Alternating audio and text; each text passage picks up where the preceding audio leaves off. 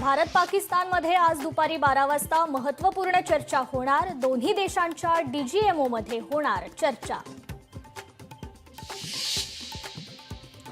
Operation सिंदूर अजूनही सुरू, योग्य वेळी सविस्तर माहिती दिली जाईल। ऑपरेशन सिंदूरवर वायुदलाचं स्पष्टीकरण। पहलगाम हल्ल्यात पाकिस्तानचा हात, ऑपरेशन सिंदूर हे दहशतवादी हल्ल्याला चोख प्रत्युत्तर। DGMO lieutenant general Rajiv Ghai यांची पत्रकार परिषदेत माहिती। हल्ला झाल्यास पाकिस्तानला जोरदार प्रत्युत्तर देऊ, अमेरिकेचे उपराष्ट्रपती जेडी वान्स यांच्यासोबतच्या बैठकीत पंतप्रधान नरेंद्र मोदींनी सुनावलं। पुलवामा हल्ल्यात आम्ही रणनीती दाखवली, पाकिस्तान हवाई दलाच्या अधिकाऱ्याची कॅमेरासमोर कबुली। पाकिस्तानचं दहशतवादाला पोसत असल्याचं समोर। संयुक्त राष्ट्र सुरक्षा परिषदेत भारत पाकिस्तानचे दहशतवाद्यांसोबतच्या संबंधांचे पुरावे देणार। पुढील आठवड्यात होणाऱ्या बैठकीत भारत पाकिस्तानचा बुरखा फाडणार, सूत्रांची माहिती।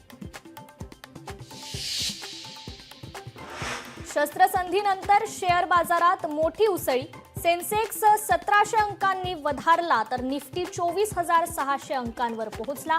शस्त्रसंधीनंतर शेअर बाजारात गुंतवणूकदारांचा मोठा प्रतिसाद। भारत पाकिस्तानमधील शस्त्रसंधीनंतर आयपीएल पुन्हा सुरू होण्याचा मार्ग मोकळा। पुढील 48 तासात बीसीसीआयची बैठक, बीसीसीआयचे सचिव देवजीत सैकिया यांची माहिती। यंदा मान्सून केरळमध्ये 27 मे रोजी तर महाराष्ट्रात जूनच्या पहिल्या आठवड्यात दाखल होणार, हवामान विभागाने वर्तवला अंदाज।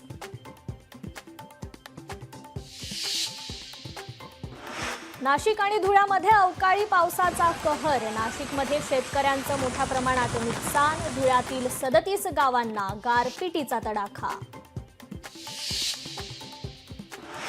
जगभरात शांततेचा संदेश देणाऱ्या गौतम बुद्धांचा आज जन्मदिवस, देशभरात बुद्ध पौर्णिमेचा उत्साह।